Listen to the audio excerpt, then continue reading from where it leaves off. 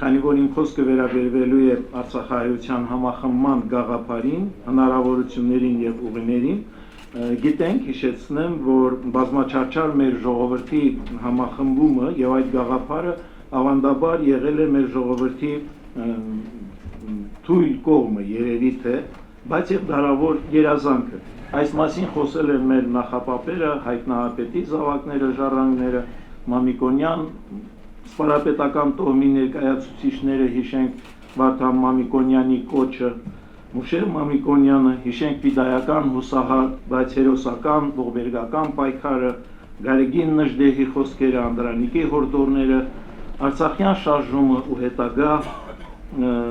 ցավոք սրտի հետագա ծանր կորուստները։ Որպես հայ մտավորական եւ մտածելով այս խնդիրների շուրջ, արդյունքում իմ տեսակետն է ձևավորվել, որը ուզում եմ այսօր ներկայացնել իմ գործընկերներին եւ հայրենակիցներին։ Ահա այդ իմ կարծիքի, իմ տեսակետի մի քանի դրույթներ։ Առաջին, համախմբում չի կարող լինել միայն համախմբման համար։ Ինքնանպատակ համախմբումը անիրական է, անցանկալի եւ թերևս վտանգավոր։ Դրանում մենք համոզվել ենք հետխորհրդային արաբական եւ մյուս մի քանի երկրներում տեղի ունեցած բազմաթիվ գունավոր հեղափոխություններից հետո։ Հարկավոր է ձեռնպահ մնալ պարզապես տոտալ համախմբման վերաբերյալ անիրական հորդորներից։ Համախմբման համար անհրաժեշտ են մի շարք օբյեկտիվ եւ սուբյեկտիվ պայմաններ, պետք է թերևս ազատվել այս տիպի կոչերից, ով մեր ժողովուրդ, փրկությունը եւ այլ կոչերից եւ գործնական ուղիներ որոնել կամ գտնել այն գաղափարը, այդ մասին այսօր խոսվեց, որ պետք է գտնվի այն գաղափարը, որը լինելու է միավորման կամ համախմբման առանց։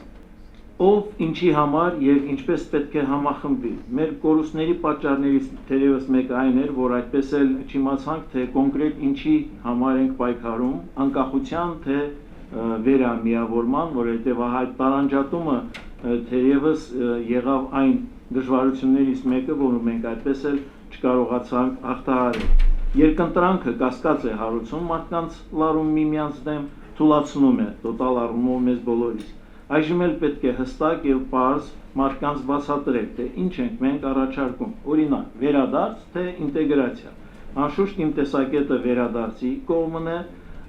գուցե երրորդ տարբերակը ես չնշեցի, այն ցավալի երևույթը, որ հիմա տեղի է ունենում, նաեւ արտագաղթը, բայց վերադարձի մեծ գաղափարի մեջ կարելի է կանխել նաեւ արտագաղթի այդ սոսկալի ծանր երևույթը։ Մյուս դրույթը իմ կարծիքով գաղափարը պետք է եւ կարող է հույս առաջացնի։ Սակայն մեզ պետք է ոչ այնքան այդ հույսը, որը անիրական է, որքան հավատը։ Եվ երիցս ճիշտ է այն գաղափարը, որ հավատը կարող է ընկնել, դառնալ գաղափարի հենքը, որպեսզի մարդիկ հավատան։ Գաղափարը պետք է լինի հիմնավոր, հաշվարկներով հիմնավորված։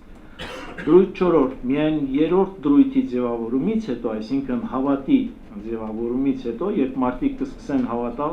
մենք կարող ենք անցում կատարել դեպի հաջորդ քայլը վստահության ձևավորումը։ Խնդիր, որին մենք բազմիցս առնչվում ենք, որովհետև մարդիկ հաճախակի հավատ են ունենում, ընձեռում տարբեր խոսանքների, ուղղությունների, այնուհետև ցավոք հիասթափվում, վերադառնում ելակետ եւ այսպես այս շրջանը կրկնվում է բազմիցս։ Վստահությունը կարևոր է, սակայն ոչ վերջին դրույթը։ Ավելին, այն հիմք պետք է դառնա թերևս հաջորդ ամենակարևոր գործողության համար, որը հենց ինքը հստակ տեսլականը եւ իմ կարծիքով պլանն է։ Այն ինչի շուրջ այսօր աշխատում է մեր համաժողովը։ Պլանը իր մեջ ներառում է ավելի շատ ռազմավարություն, քան մարտավարություն, որոնք են այն միջոցները, հնարավորությունները, որոնք հիմք են հանդիսանալու հաջորդ դրույթի համար, գործողության համար։ Ի տարբերություն ռազմավարական պլանավորման, գործողությունները պետք է կառուցվեն իմ կարծիքով մանր քայլերի մարտավարության վրա։ Մեկ փոքրիկ քայլը, բայց հաջողված քայլը թերևս շատ ավելին արժե, քան բարձրագոչ ձևակերպումներն ու հայտարարությունները եւ այն անհասկանալի երբեմն վերամբարձ ձևով ձևակերպումները, որոնցից իմ կարծիքով ժամանակն է, որպեսզի ժամանակը շտապեցնում է, որպեսզի